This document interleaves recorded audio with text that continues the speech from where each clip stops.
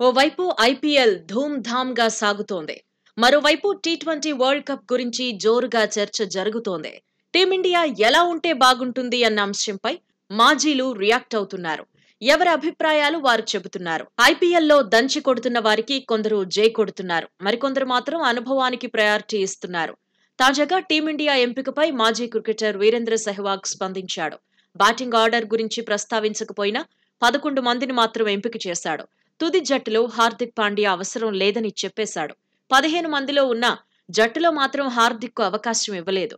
నిజానికి కొంతకాలంగా అంతర్జాతీయ క్రికెట్కు పాండ్యా దూరంగా ఉన్నాడు. వన్డే వరల్డ్ కప్ లో బంగ్లాదేశ్తో మ్యాచ్లో గాయపడ్డాక మళ్లీ అంతర్జాతీయ మ్యాచ్లు ఆడలేదు. అంతర్జాతీయ టీ20లు ఆడి చాలా కాలమే అవుతోంది. ఆఫ్ఘనిస్తాన్తో సిరీస్లోనూ పాండ్యా బరిలో దిగలేదు.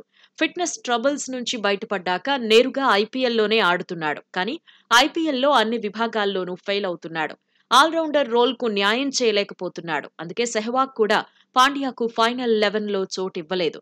టాప్ ఆర్డర్ లో రోహిత్ శర్మ, యశస్వి జైస్వాల్, విరాట్ కోహ్లీని వీరు ఎంపిక చేశాడు.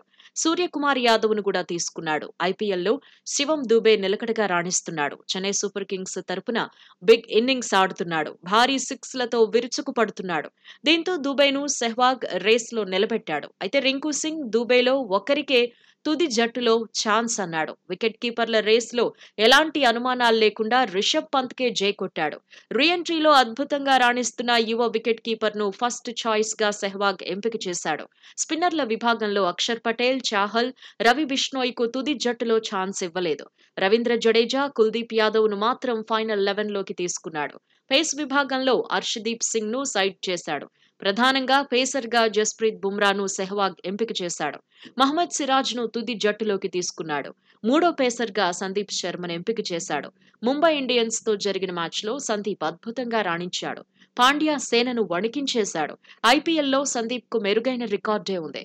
దీంతో తుది జట్టులో ఈ రాజస్థాన్ రాయల్స్ బౌలర్ కు వీరు ఛాన్స్ ఇచ్చాడు.